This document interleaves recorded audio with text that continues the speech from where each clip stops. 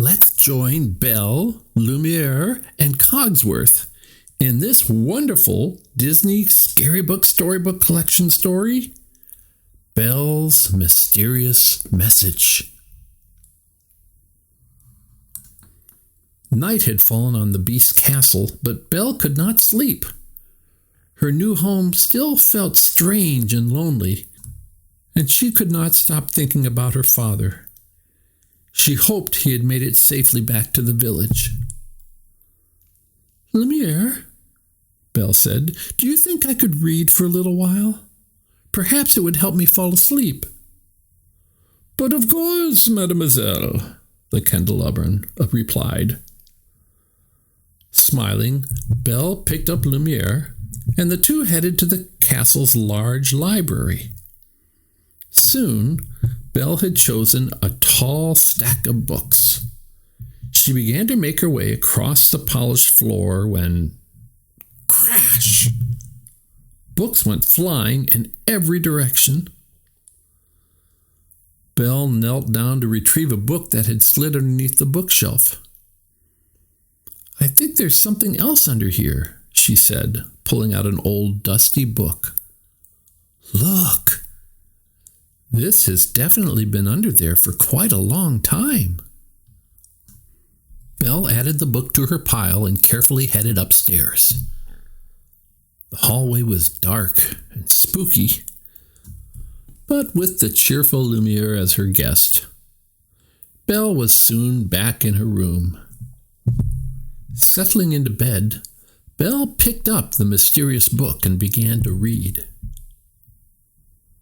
The story was about a knight and a beautiful princess whose kingdom was being terrorized by a dragon. Bravely, the knight rode out to defeat the evil dragon. Belle eagerly turned the pages. But when she reached the end of the book, she found a surprise. "The last chapter is missing," she cried, showing Lumiere. "Perhaps the pages fell out under the bookshelf." "We'll have to look tomorrow," Lumiere replied. The next morning, when Cogsworth came to fetch Belle for breakfast, she asked him about the book. "When the master was a boy, his tutor made him read this book," Cogsworth said with a smile. "But alas, the master was a little short-tempered. He threw the book and pages fell out." As Cogsworth flipped fondly through the pages of the book, a small slip of paper fell out. "A note!" Belle exclaimed.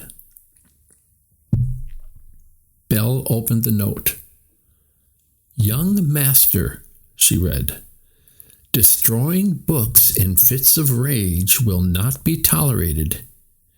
If you want the final chapter back, you must find it. This is your first clue. Monsieur Le Beau."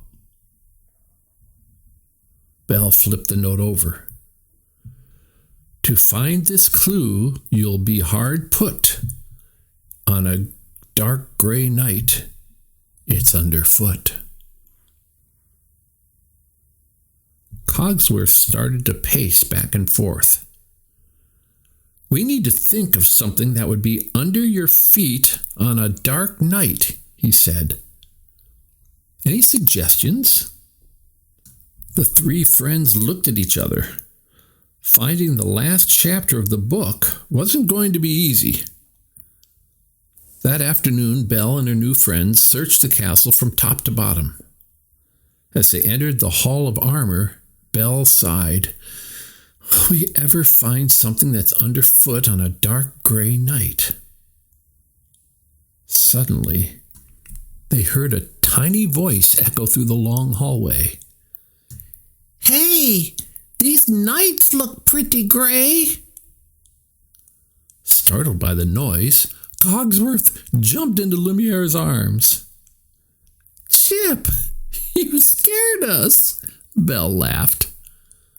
"But you might be right. Maybe the clue was talking about a gray night." Belle looked beneath one of the feet of a suit of armor. Sure enough, there was another clue. It's big, it's grand, it's for all to see. You'll find it under number 73, Belle read. Grand. Why, that must be the grand piano, Cogsworth said. The friends hurried to the music room, but there was nothing hidden inside the piano. Cogsworth paced back and forth, thinking hard. This is more difficult than I thought, he said. Stop pacing, Cogsworth, Lumiere cried. You're making me nervous. Cogsworth glared at the candelarium. What else is grand around here? He asked. Everything, Belle thought. The grand staircase alone is bigger than... That's it, she shouted, running out of the room. Belle's friends followed her to the grand staircase. Under number 73, Cogsworth said thoughtfully. The friends counted the steps together. Finally, under the 73rd step, they found clue number 3. The next clue, it's found within 2 brothers who were very grim. Belle thought hard. The clue sounded so familiar to her. 2 brothers who were very grim. The Brothers Grimm, she exclaimed. Cogsworth and Lumiere looked at Belle in confusion. The Brothers Grimm were 2 brothers who collected and wrote fairy tales, she explained, to the library. Where is the fairy tale section? Chip asked as they entered the library. It's up there on the highest shelf, Belle said, pointing. Everyone watched in disbelief as Belle began to climb. Please be careful, Cogsworth said nervously. At the very top of the bookshelf, Belle found the Brothers Grimm book. She tucked it into her apron and descended the ladder. Back on solid ground, Belle held the book upside down and shook it. Nothing, she said sadly. The clue is right here, Chip said, pointing to a piece of paper. It must have fallen out while you were climbing down. Belle smiled and picked up the paper. Final clue, you're almost home. You'll find it underneath the gnome, she read.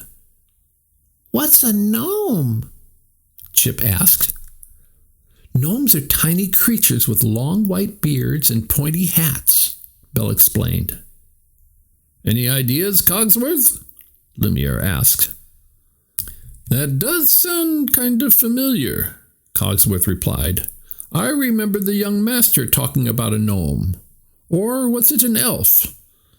He sighed. It was so long before. It was very hard to remember. Belle turned to the others. We need to ask the beast, she said. Belle marched upstairs to the beast's study. She knocked loudly, but there was no answer. Opening the door, she peered inside. The beast turned to her angrily. So you don't show up for breakfast and then you trespass? He growled. I'm sorry, Belle said, but the beast was not in the mood to listen. Throwing open his door, he raced down the stairs past the others. But we found a note from Monsieur Lebeau, Belle called after him. We need your help. Belle's friends shuffled into the room to comfort her. I know I came in uninvited, she said. But he didn't need to be such a beast. I know, a deep voice said. It was the beast. I was very rude, and I apologize. Did I hear you say something about my old tutor?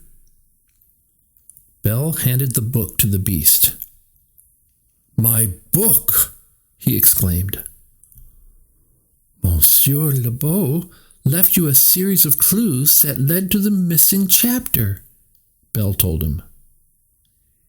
He knew I didn't like to study, the beast said. He used to hide in the garden next to the gnome-shaped rock.